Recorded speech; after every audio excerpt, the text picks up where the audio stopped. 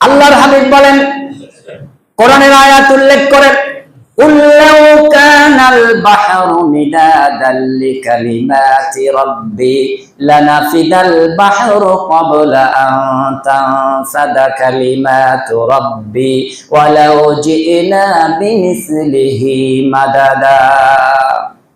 বান্দা, আল্লাহ যা ব্যবস্থাপনা করে রেখেছে তার নাজ নিয়ামত পূর্ণ। এই নিয়ামতের যদি তোমরা গণনা করতে চাও, সমস্ত সমুদ্রের পানীয়গুলিকে যদি পানি বানাও, আর তোমরা যদি লেখক হয়ে যাও, লিখতে শুরু করো, কালি ফুরিয়ে যাবে। আবার যদি এই সমুদ্রগুলির সব পানীয়গুলিকে কালিতে পরিণত করো, আবার যদি দ্বিতীয়বার তোমরা লিখতে থাকো, তোমাদের লেখক শেষ হয়ে যাবে, কালি ফুরিয়ে যাবে, কিন্তু আমি আল্লাহ রাব্বুল আলামিনের নিয়ামত লিখে শেষ হবে না। সুবহানাল্লাহ। দুনিয়ার নিয়ামত শেষ হবে না, জান্নাতের নিয়ামতের কথা আমি আপনাদের সামনে কি বিবরণ দেই? এটা তো মহাসমুদ্রের মধ্যে পাখির ঠোঁটে লেগে থাকা এক ফোঁটা পানির ন্যায় কেবলমাত্র আমাদের সামনে কোরআন ও হাদিস বিস্তৃতি লাভ করেছে। ওখানে যে কেবলমাত্র বোঝা যাবে যে জান্নাত কি, জান্নাত কেমন। সে নহরপূর্ণ সব থেকে স্থায়ী জান্নাতের মধ্যে জান্নাতীকে যখন নিয়ে বলা হবে এইটা তোমার জায়গা, তখন আল্লাহ রাব্বুল আলামিন নিজে তার জবান থেকে কথা বলবেন জান্নাতীদের সাথে, বলবেন, ও আমার প্রিয় বান্দা বান্দীরা, তোমরা তোমাদের জায়গা পেয়ে খুশি তো? তারা তখন বলবে, আলহামদুলিল্লাহ, আলহামদুলিল্লাহ, যাবতীয় প্রশংসা বিশ্বজাহানের মালিক আপনার, আমরা কত খুশি। আপনার ফেরেশতারা আমাদেরকে ঠেলে ঠেলে এত দূরে নিয়ে এসেছে, আমরা তো প্রথমেই খুশি ছিলাম। আল্লাহ তখন বলবেন, বান্দা, তোমাদের জন্য আমি আরো নিয়ামত বাড়িয়ে দিতে চাই। জান্নাতি মানুষ তখন অবাক বনে যাবে, এত নিয়ামতে ডুবে আছি, এরপরেও মহান রব বলেন জান্নাতের নিয়ামত বাড়িয়ে দেওয়া হবে। আল্লাহ তখন বলবেন, এই কথা বলার পর ফেরেশতা বান্দা তখন বলবেন, রব্বুল আলামিন, আমরা যথেষ্ট নিয়ামতে পরিপূর্ণ আছি, আর বৃদ্ধি করার দরকার নেই। আল্লাহ রব্বুল আলামিন আর বান্দা বান্দি কথোপকথন হতে থাকবে, মাঝখানে বিরাট পর্দা থাকবে, বান্দারা আল্লাহকে দেখতে পাবে না।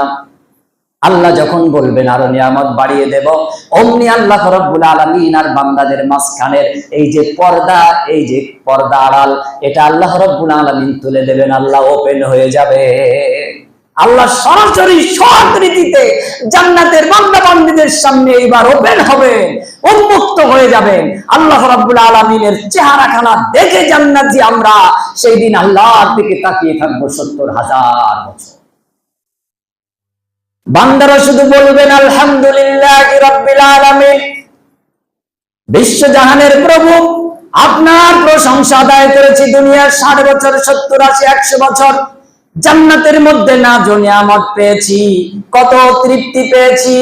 রব, আপনি আজকে আপনি দেখা দিয়েছেন, আপনাকে দেখে যে তৃপ্তি আমরা লাভ করেছি, এই জান্নাতের আর কোন নিয়ামত আমরা চাই না, কেবলমাত্র আপনি আমাদের সামনে থাকে, আপনি শুধু থাকেন। আপনি জান্নাতের যত নিয়ামত পেয়েছেন তার যা স্বাদ, আর আপনি মহান মালিক আল্লাহ রাব্বুল আলামিনকে যখন দেখবেন, এই স্বাদ সম্পূর্ণ আলাদা, আসমান জমিন তফাৎ আলাদা। জান্নাতীরা সব আপ্লুত হয়ে যাবে আল্লাহ রাব্বুল আলামিনকে দেখে। আর আল্লাহ হলেন এমন এক মহান সত্তা, যার সৌন্দর্য, যার পরিব্যক্তি আমি আপনি কোনোদিন কল্পনা করতে পারবো না। জান্নাতের মধ্যে যত নাজ নিয়ামত থাকবে, আল্লাহ যখন এসে দেখা দেবেন, আল্লাহর দেখা, আল্লাহর দর্শন, আল্লাহর দিদার, এটাই হবে জান্নাতের সব থেকে বড় প্রাপ্তি। অনেকে তো বুঝতে পারেনি যে আল্লাহকে দেখে কিভাবে আর তৃপ্তি হবে। খেয়ে না হয় পেট ভরা যায়, জিভে স্বাদ লাগে, মাছ মাংসের অনুভূতি আসে, আল্লাহকে দেখলে কিভাবে আমরা পরিতৃপ্ত হব? 10 বছর আপনার একটা ছেলে বিদেশ আছে, কোনো যোগাযোগ নেই, সমস্ত যোগাযোগ বিচ্ছিন্ন। 10 বছর পর আপনি একদিন কলকাতা চিড়িয়াখানায় বেড়াতে গেছেন, বেড়াতে যেয়ে হঠাৎ করে দেখলেন বটগাছ তলায় আপনার ছেলেটা দাঁড়িয়ে আছে। 10 বছর ধরে আপনি যে কলিজার টুকরাকে দেখলেন না, শুনলেন না, কথাবার্তা নেই, মরে আছে না বেঁচে আছে, হঠাৎ যখন 10 বছর পর তাকে একবার সামনে পাবেন, এটা কি বাদাম খাওয়ার স্বাদের মতন? ইলিশ মাছ খাওয়ার স্বাদের মতন? এটা কি মাছ মাংস তরি তরকারি জিভে চেখে দেখার মতো? এই স্বাদ কেবলমাত্র বাপ আর ছেলে সেই কেবলমাত্র জানে। বান্দা আর রব আল্লাহ রাব্বুল আলামিনের সাথে কি সম্পর্ক, ঈমানের সম্পর্ক, এই সম্পর্ক কেবল আল্লাহ এবং তার বান্দাই কেবলমাত্র জানে। অতএব জান্নাতের মধ্যে যে সব কিছু পেয়ে তারপরেও একটা অতিরিক্তি থাকবে, আমার মালিক কখন আমার সামনে দেখা দেবে, আমার রব কখন আমার সামনে দেখা দেবে। যখন মালিক এবং গোলাম দুজনের মাঝখান থেকে পর্দা উঠে যাবে, তখন জান্নাতীরা শয় বছর, হাজার বছর ধরে আল্লাহকে শুধু দেখবে। আল্লাহর চেহারা সুরত কি সুন্দর! আল্লাহু আকবার। একটা তেঁতুল গাছ, এই যে আঙ্গুলের ব্যাটার নাই তেঁতুলগুলি হলো, এই তেঁতুলগুলি যখন পাকার পর প্রসেসিং করে খেলে কি স্বাদ জাগে। আর গাছে তেঁতুল ঝুলছে, জিভে পানি এসে যায়। তেঁতুল ওর কোনো স্বাদ আছে? গাছের ডগায় তেঁতুল, জিভে পানি এসে গেছে, থুতু লালা পানি পরিণত হয়ে গেছে। আর রান্না হচ্ছে মসজিদের সামনে ইফতারি, ওখানে ঘ্রাণ হচ্ছে, রোজা থাকুক আর না থাকুক, একটু তো আলাদা স্বাদ জাগে।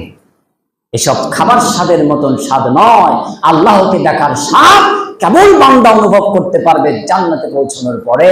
জান্নাতে অসংখ্য নাজ নিয়ামত দিয়ে আল্লাহ পরিপূর্ণ রেখেছেন ঠিকই, কিন্তু বান্দার সামনে আল্লাহ সরাসরি যেদিন হাজিরা দেবেন, সেই দিন বান্দা বলবে, আল্লাহ আর কিচ্ছু চাই না, শুধু তোমাকেই চাই, আর কিচ্ছু প্রয়োজন নেই, আল্লাহ শুধু আপনাকেই চাই। এই আল্লাহকে পাবার জন্য গভীর শীতকে উপেক্ষা করে ফজরের সালাতে হাজিরা দেওয়া, এই আল্লাহকে পাওয়ার জন্য বিনা আযানে ইকামতে ঈদগাহে হাজিরা দেওয়া, এই আল্লাহকে পাওয়ার জন্য লাখো কোটি টাকা খরচ করা, এই আল্লাহকে পাওয়ার জন্য এই পৃথিবীর সম্পর্ক ছিন্ন অথবা সম্পর্ক টিকিয়ে রাখা, এই আল্লাহকে পাওয়ার জন্য কেবলমাত্র যাবতীয় কর্মক্রিয়া সম্পাদন করা। অতএব আমরা সকলে যে ধরনের আমল করি, কোরআন ও হাদিস ভিত্তিক এই আমলগুলির মধ্যে যেন আমাদের খুলুসিয়াত থাকে, ইখলাসের যেন ঘাটতি না হয়, একমাত্র আল্লাহর সন্তুষ্টির জন্য যেন আমরা করতে পারি। আল্লাহ তৌফিক দাতা, তিনি তৌফিক এনায়েত করুক। আগামী সপ্তাহে ইনশাআল্লাহ জাহান্নামের আলোচনার সাথে সাথে জান্নাতে কি আমল করে যাওয়া যায়, ছোট্ট একটা না বললে নয়, 1 মিনিটে বলে দেই। জান্নাতে যাবে, রাস্তার ধারে একটা ছোট্ট গাছ লাগিয়ে রেখেছেন একজন আল্লাহর বান্দা। কিয়ামতের মাঠে তাকে জিজ্ঞেস করা হবে, ও আল্লাহর বান্দা, এই কাজটা কেন করেছিলিস?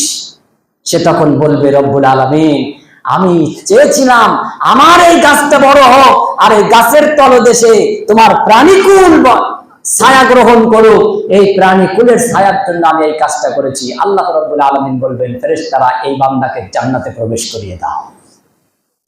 আরেক ব্যক্তি একই রাস্তার উপরে একটা গাছ, শুধু গাছ না, গাছের শিকড়, একটা লোক যাতায়াতের জন্য রাস্তা দিয়ে যাচ্ছে, হোঁচটকে পড়ে গেল, তার নখ উপড়ে গেল। লোকটা হোঁচটকে পড়ে যে এখানে পড়ে থেকে চিৎকার করছে, কান্নাকাটি করছে। গাছওয়ালা ছুটে আসলো, কি ব্যাপার, কি হলো? তাড়াতাড়ি তাকে সেবা শুশ্রূষা দিল, দেওয়ার পরে তাকে ধরে বাড়িতে নিয়ে গেল, জিজ্ঞেস করলো কি হয়েছে? বলে, এই গাছের শিকড়ে হোঁচটকে আমি পড়ে আমার এই অ্যাক্সিডেন্টটা হয়ে গেছে। ওই লোকটা তার সেবা শুশ্রূষা দিয়ে তার বাড়িতে বসিয়ে রেখে একটা কুড়ুল নিয়ে চলে গেল, গোটা গাছের গোড়া থেকে মাটি সমান করে কেটে রাস্তা পরিষ্কার করে তারপর বলল, ভাই এবার চলো, তুমি আর কোনোদিন রাস্তায় হাঁটবে, হোঁচট খাবে না। আল্লাহ নবী সাল্লাল্লাহু আলাইহি ওয়াসাল্লাম বললেন, এই ব্যক্তিকেও আল্লাহ এই রাস্তা পরিষ্কার করে দেওয়ার জন্য কিয়ামতের মাঠে বলবেন, ও ফেরেশতারা, ওকে সোজা জান্নাতের মধ্যে পৌঁছে দাও। সুবহানাল্লাহি ওয়া বিহামদিহি, সুবহানাল্লাহিল আযীম। অতএব ছোট ছোট কাজ কিন্তু আল্লাহ খুশি হয়ে যায়, ক্ষুদ্রতম কাজ কিন্তু আল্লাহ খুশি হয়ে যায়। আলহামদুলিল্লাহ, আল্লাহ সুবহানাহু ওয়া তাআলা আমাদের সকলকে কবুল মঞ্জুর করুক, আমিন। ওয়া আখিরু দাওয়ানা আলহামদুলিল্লাহি রাব্বিল আলামিন।